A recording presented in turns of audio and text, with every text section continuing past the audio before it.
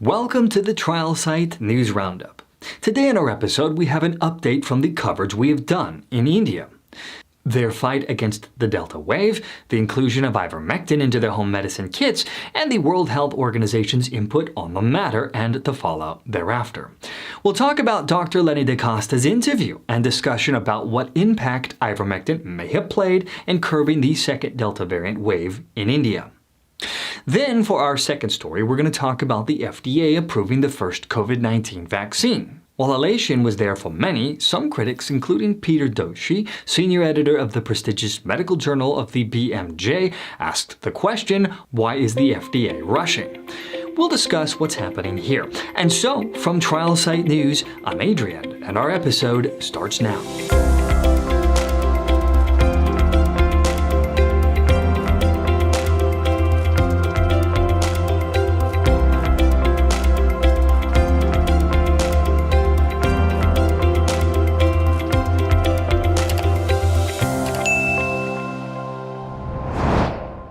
So, Trial Site News has chronicled closely the use of ivermectin-based home medicine kits in India's largest state, Uttar Pradesh, and other states during the second wave of the pandemic starting back in March of 2021.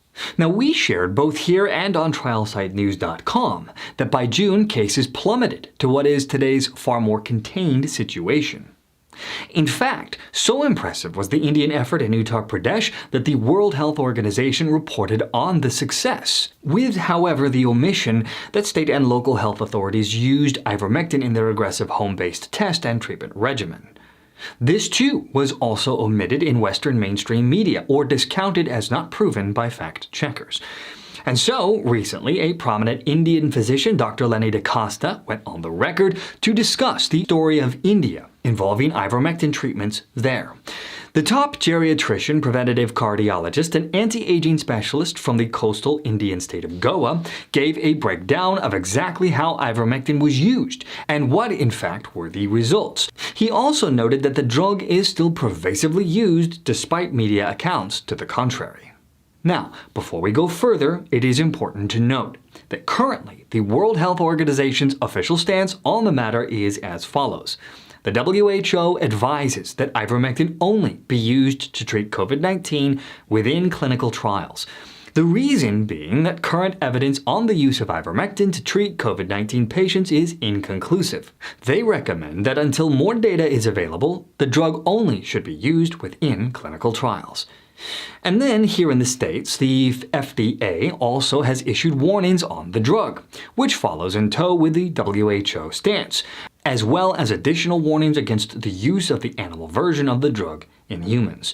Meanwhile, the National Institutes of Health has a more moderate tone, stating that there is insufficient evidence for the COVID-19 treatment guidelines panel to recommend either for or against the use of ivermectin for the treatment of COVID-19. Results from adequately powered, well-designed, and well-conducted clinical trials are needed to provide more specific evidence-based guidance on the role of ivermectin in the treatment of COVID-19. Now back to India. As we have shared back on May 12th, Uttar Pradesh's Director General of Medical and Health Services, Dr. Anshul Parikh, led the state's health department through the COVID-19 crisis and added ivermectin to its large-scale prophylactic program, with a focus on close contacts of COVID-19 patients, health workers, and general care of COVID-19 patients, and eventually an aggressive home care program.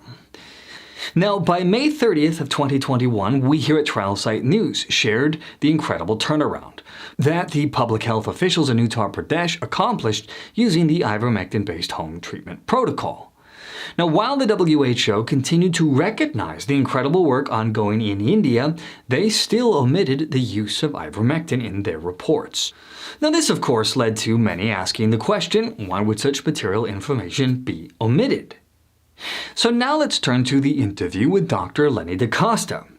Dr. DaCosta shared that the home medicine kits included ivermectin, doxycycline, zinc, and vitamin C, and in fact reported that a new kit is now offered to kids given the higher infection rates among that particular cohort.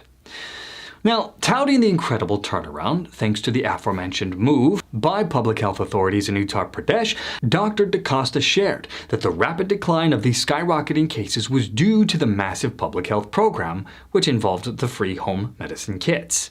Dr. DaCosta took the position that the key to the success was the ability of ivermectin to inhibit transmission of the virus, especially among household contacts, which seemed to work incredibly well. Now, Dr. DaCosta also spoke about his state, Goa, which backed off from the protocol for reasons which he claimed were other than health care back on June 20th. He also spoke about Western media censorship and material omission as to what was in fact working in India during the second Delta-triggered crisis. This included the WHO's Dr. Soma Swaminathan's issued warnings about the use of ivermectin, which triggered a series of actions and reactions in India. For example, a group of physicians and lawyers filed lawsuits against the World Health Organization's director and WHO for criminal negligence, among other things. This then created significant pressure within the government as the WHO wields considerable clout. And so, India's research institute, the India Council of Medical Research, or the ICMR, took down its recommendation for ivermectin. But that didn't stop some states, including Uttar Pradesh, from continuing to include the generic antiparasitic drug in its public health protocol targeting SARS-CoV-2. Now, this is because while the central government in India wields power, it does not run medical care at the state level. And so, by June 29th of 2021, with central authorities under pressure from the World Health Organization to take down the ivermectin recommendation, states such as Uttar Pradesh doubled down, even introducing a pediatric protocol given the increased number of younger infections. Now, Dr. DaCosta reported that a majority of physician practices use ivermectin at the local level, including himself, across the states in this vast country. He claimed that the successful containment in the second wave was primarily due to ivermectin, doxycycline, zinc, and vitamin C used early on, meaning right when the first symptoms appear.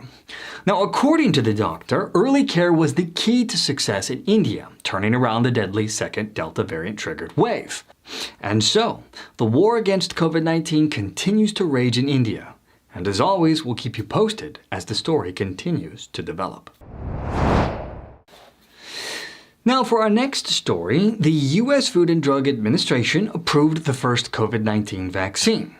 The vaccine has been known as the Pfizer-BioNTech COVID-19 vaccine and will now be marketed as Comirnaty for the prevention of COVID-19 disease in individuals 16 years of age and older.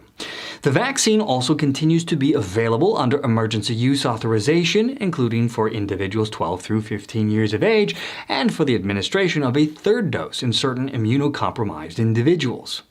Now, this news was met by many with enthusiasm and even elation. However, a growing call for transparency and assurance that the science is correct included Peter Doshi, senior editor for the prestigious medical journal, the BMJ. Now, he discussed several concerning elements about this unprecedented accelerated approval in an opinion piece stating that the FDA should demand adequate controlled studies with long-term follow-up and make data publicly available before granting full approval to COVID-19 vaccines. Now, Doshi, who is part of the coalition advocating for adequately licensed medicines, or CALM, has formally petitioned the FDA to halt COVID-19 vaccine approvals this year. The editor is on the record that the FDA needs to slow down and get the science right, that there is no legitimate reason to hurry to grant a license to a coronavirus vaccine. Rather, the FDA should require clinical trial sponsors to ensure that the full set of clinical trial data is aggregated, analyzed, and deemed fully ready. So what about transparency here? Well, we here at Trial Site News have reported that this approval raises concerns for many consumers, including the many public workers that will now be mandated to receive a vaccine or face termination. Critics question whether the FDA accelerated the approval process might have possibly been due to political pressures to overcome vaccine hesitancy by bypassing advisory committee participation. However, the FDA moved forward, declaring that the FDA's approval of this vaccine is a milestone as we continue to battle the COVID-19 pandemic. While this and other vaccines have met the FDA's rigorous scientific standards for emergency use authorization as the first FDA-approved COVID-19 vaccine, the public can be very confident that this vaccine meets the high standards for safety, effectiveness, and manufacturing quality the FDA requires for an approved product. The acting FDA Commissioner Janet Woodcock also said that while millions of people have already safely received COVID-19 vaccines, we recognize that for some, the FDA approval of a vaccine may now instill additional confidence to get vaccinated. Today's milestone puts us one step closer to altering the course of this pandemic in the U.S. Now, the FDA went on the record that this approval followed any and all others that follow standard processes for reviewing the quality, safety, and effectiveness of medical products. For all vaccines, the FDA evaluates data and information included in the manufacturer's submission of Biologics License Application, or BLA.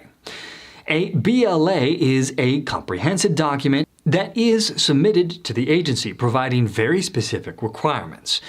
For Comirnaty, the BLA builds on the extensive data and information previously submitted that supported the emergency use authorization, such as preclinical and clinical data and information, as well as details of the manufacturing process, vaccine testing results to ensure vaccine quality, and inspections of the sites where the vaccine is made. The agency conducts its own analysis of the information in the BLA to make sure the vaccine is safe and effective and meets the FDA standards for approval. However, as Doshi at the BMJ calls out, sufficient data input is precluded from this approval, and that is not a standard process. Moreover, the FDA does have some conflict of interest challenges. As we reported at TrialSiteNews.com, the U.S. Health and Human Services Officer of Inspector General is looking into the FDA's accelerated approvals and ties to industry. In fact, even the FDA's Acting General Janet Woodcock has called for internal reviews of the process. Of course, this action could just be a false alarm, but such an investigation typically indicates at least some concern. Meanwhile, the FDA and the Centers for Disease Control and Prevention have monitoring systems in place to ensure that any safety concerns continue to be identified and evaluated in a timely manner. In addition, the FDA is requiring the company to conduct post-marketing studies to further assess the risks of myocarditis and pericarditis following vaccination with Comirnaty.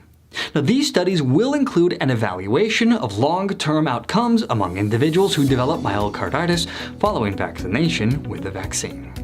And that, my friends, brings our episode to a close once more. As always, thank you so much for joining us on the program today. From Trial Site News, I'm Adrian, and I will see you all next time.